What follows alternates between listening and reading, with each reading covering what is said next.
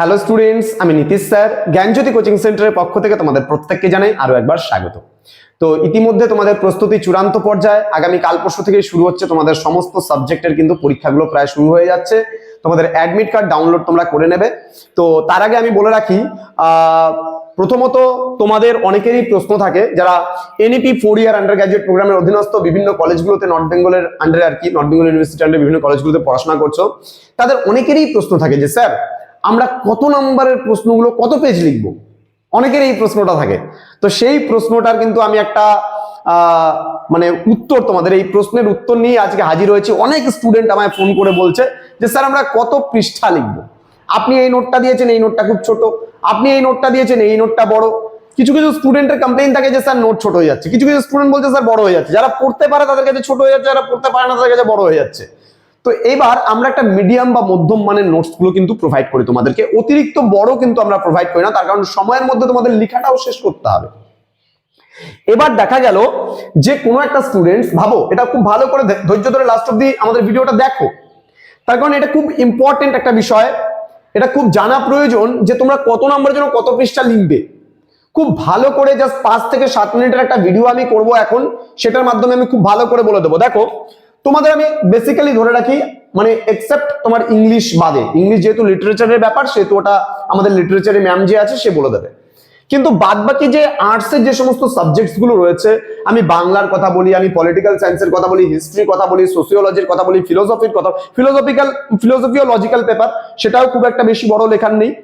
এইবার এডুকেশন থেকে শুরু করে আরো যে সমস্ত সাবজেক্ট গুলো রয়েছে, সেই সমস্ত সাবজেক্টে মোটামুটি আমি একটা 12-10 মতন করে একটা মার্কস ধরলাম, একটা 5 কিংবা 6 মতো করে একটা মার্কস আসে, একটা 2 অথবা 3 মতন করে একটা মার্কস আসে। কোনো কোনো সাবজেক্টের ক্ষেত্রে 1 কিছু প্রশ্ন আছে। এবার 1 যে প্রশ্নগুলো আছে সেগুলো হয় এমসিকিউ আসছে, নাহলে এসএকিউ আসছে, সেগুলো 1 লাইনে লিখে দিলেই হয়ে যায়, 1 লাইন বা এমসিকিউ গুলো টিক করে দিলেই চলে যাচ্ছে।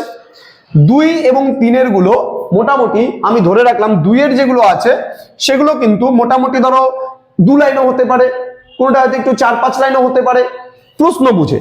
সাপোজ আমি যদি মনে করো, সাপোজ 2 নম্বরের একটা ধরলাম যে এই পত্রিকাটি কে কবে প্রকাশ করেছেন, তাহলে এটা কিন্তু কে করেছেন 1 লাইনে হয়ে গেল, তারপরেরটা পার্টটা কবে করেছেন 1 লাইনে হয়ে গেল, তাহলে এটা 2 লাইনে 2 নম্বরে শেষ। আবার সাপোজ মনে করো যে বললো যে এই পত্রিকা সম্পর্কে লেখো, 2 নম্বরের জন্য দিল, তাহলে ওই পত্রিকা সম্পর্কে তোমার যা যা জানা আছে সেগুলো তুমি লিখলে। এবার ইতিহাসে বললো রাজতরঙ্গিনী গ্রন্থ সম্পর্কে লেখো বা কলহন সম্পর্কে লেখো, তাহলে 2 নম্বরের জন্য তুমি যতটুকু পারবা ততটুকুই তুমি লিখবা, 2-4 লাইন তো তোমাকে লিখতে হবে অন্ততপক্ষে 2 নম্বরের জন্য। কিন্তু 3 নম্বরের আবার যেটা হয়ে যাবে, যে সমস্ত সাবজেক্টে, সেটা আবার টিকা টাইপের হয়ে যাচ্ছে। এবার টিকা টাইপের হয়ে গেলে তোমার কখনো যদি হাতের লেখা ছোট হয় তাহলে ওটা হাফ পেজেও শেষ হতে পারে। এবার তোমার হাতের লেখা যেগুলো যদি একটু গোটা গোটা ধরনের হয়, একটু বড় ধরনের হয়, তাহলে কিন্তু সেটা 1 পেজও যেতে পারে। তো এই 3 গুলো আমি ধরে রাখলাম 1 পেজ, খুব বেশি হলে 1 পেজ অথবা হাফ পেজ। এবার অনেকে বলতে পারে স্যার আমাদের স্যার বলেছে 3 গুলো 2 পেজ লিখতে হবে। এবার যে হাতের লেখা মিহিদানার মতো ছোট ছোট যার হাতের লেখা, সে কি করে ওইটাকে 2 পেজ বলে তো টেনে টেনে বানাবে?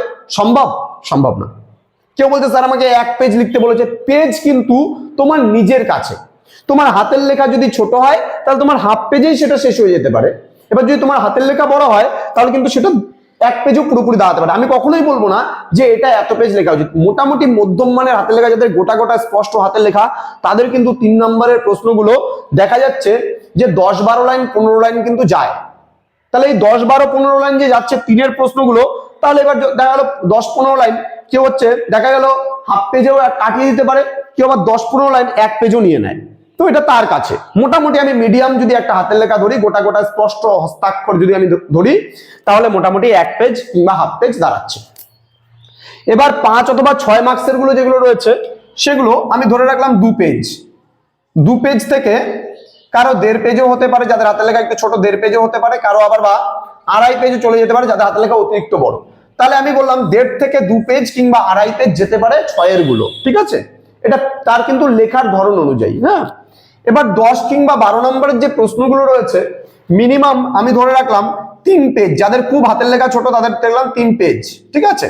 যাদের হাতের লেখা একটু বড় মিডিয়াম সাইজে তাদের 4 পেজ যাবে, এবং কারো কারো 5-6 পেজের মধ্যেও কিন্তু যেতে পারে, ঠিক আছে? এই প্রশ্নের উত্তরগুলো অবশ্যই যায়, অনেকেরই যায়, ঠিক আছে? তো এই পেজটা কিন্তু ম্যাটার করে না, ম্যাটারটা করে হচ্ছে তুমি কতটুকু লিখতে পারলে মানে ভালোভাবে। কিন্তু তবুও যদি আমরা আর্টস দেখি, মোটামুটি আমি ধরে রাখবো যে একটা 12 নম্বরের প্রশ্ন মিনিমাম 4 পেজ লেখার চেষ্টা করবা। যাদের হাতের লেখা ছোট তাদের একটু কম হতে পারে, যাদের হাতের লেখা বড় তাদের একটু বেশি হতে পারে। আমি মিনিমাম মধ্যম মানের হাতের লেখার অনুযায়ী বলছি, 3.5 থেকে 4 পেজ কিন্তু দাঁড়াবে মধ্যম মানের হাতের লেখাগুলো। ওকে, 12 নম্বরের গুলো, 10-12 নম্বরের গুলো, কারো 6 পেজও যেতে পারে। একদম আমি এমন স্টুডেন্ট দেখেছি আমার কাছে যারা খুব বড় বড় করে লিখছে, যে 6-7 পেজ থেকে যায় সেম লেখা, কারো দাঁড়াচ্ছে 3.5 পেজ বা 3 পেজের মধ্যে শেষ, আবার কারো 6 পেজ ডবল লেগে যাচ্ছে। তো এটা কিন্তু তার লেখা অনুযায়ী। তো তোমাদের লেখাগুলো যেমন, তোমাদের কিন্তু এই পেজের যে কাউন্টিং যে ব্যাপারগুলো আছে সেগুলোও কিন্তু সেম ওই একই ধরনের হবে। তো স্টুডেন্টস, চিন্তার কোনো ব্যাপার নেই, তোমরা বিষয়বস্তুগুলো ভালো করে পড়ে যাও। ও এত পেজ লিখেছে, পরীক্ষার সময় কেউ লুজ শিট নিয়েই যাচ্ছে, আমি একটাও লুজ শিট নিতে পারছি না, এই ধরনের ভাবনা চিন্তাগুলো দূর করো। তোমার লেখাটাই হচ্ছে বড় কথা। তোমরা ভালো করে শুনে রাখো একটা জিনিস, যদি কোনো পেপার 60 মার্কসের পরীক্ষা হয়, চেষ্টা করবা ফুল মার্কসের পরীক্ষাটা দেওয়া। যদি ফুল মার্কসের পরীক্ষা দাও তাহলে কিন্তু বিষয়গুলো খুব সহজ হয়ে যাবে, এবং যদি ফুল মার্কসের পরীক্ষা যদি না দিতে পারো তাহলে কিন্তু কোনো না কোনো সাবজেক্টে দেখা যাচ্ছে ব্যাক হয়ে থাকছে। তো সুতরাং এই জায়গাটায় জোর দাও, কে কত পৃষ্ঠা নিচ্ছে পরীক্ষার হলে, আমি নিতে পারছি না, আমার মূল খাতাটাই পূর্ণ হচ্ছে না, আরো 2-3 পেজ বেঁচে গেছে, ওটা কোনো ম্যাটার করে না। তোমার লেখাটাই তোমার কাছে ম্যাটার করছে, তুমি কি লিখে আসলে পরীক্ষায়। তো স্টুডেন্টস, তোমরা প্রত্যেকেই ভালোভাবে পরীক্ষা দিও। আগামী কাল পরশু থেকে তোমাদের পরীক্ষাগুলো শুরু হচ্ছে, অ্যাডমিট কার্ডগুলো তোমরা ডাউনলোড করে নাও, ভালোভাবে তোমরা পরীক্ষাগুলো দিও। আশাবাদী আমরা, এবং আমাদের সেন্টারের প্রত্যেকটা টিচারের এবং নন টিচিং স্টাফের পক্ষ থেকে তোমাদের পরীক্ষার জন্য জানাই অল দি বেস্ট। তোমরা খুব ভালোভাবে পরীক্ষা দিও, তোমাদের পাশে আছি আমরা, তোমাদের সাথে আছি আমরা, এই প্রতিশ্রুতিবদ্ধ আমরা তোমাদের কাছে। দেখা হচ্ছে আরো একটা নতুন ভিডিও নিয়ে, এবং আমাদের আরেকটা অ্যানাউন্সমেন্ট আছে, সেটা হচ্ছে আমাদের পরবর্তী সেমিস্টার অর্থাৎ 4th সেমিস্টার অ্যাডমিশন শুরু হচ্ছে কিন্তু 15 ডিসেম্বর থেকে। 15 ডিসেম্বর থেকে, এবং দুটো পর্যায়ে আমরা এবার অ্যাডমিশন নিচ্ছি স্টুডেন্টদের। একটা হচ্ছে মেজর কোর্স, একটা হচ্ছে মাইনর কোর্স। মেজর কোর্সে পাচ্ছে 6টা সাবজেক্ট, যার জন্য 1199 টাকা টোটাল কোর্স ফি আমরা নিচ্ছি। আর মাইনর প্যাকেজে পাচ্ছে 2টো সাবজেক্ট, একটা হচ্ছে এইসি কম্পালসারি, একটা বেঙ্গলি হবে পরের বছর, আর একটা হচ্ছে তোমার যেটা দাঁড়াচ্ছে সেটা হচ্ছে মাইনর একটা সাবজেক্ট তোমরা পাচ্ছ। এটা পাচ্ছ 499 এর প্যাকেজে। আর 1199 এর প্যাকেজে যেটা হচ্ছে সেটা আমরা নিচ্ছি তোমাদের কাছ থেকে মেজরের 3টা পেপার, এইসি তোমরা পাচ্ছ, এর মধ্যে এইসি একটা, এসইসি একটা, সরি এসইসি মনে হয় আগামী বছর থাকবে না, আগামী বছর এমডিসি হবে, এমডিসি থাকবে, আর একটা মনে হয় তোমাদের মেবি মাইনর থাকবে, মাইনর একটা। আগামী বছরটা এসএসসিটা মেবি থাকবে না, ঠিক আছে, আমি বলে দেবো কি কি পড়তে হবে না পড়তে হবে।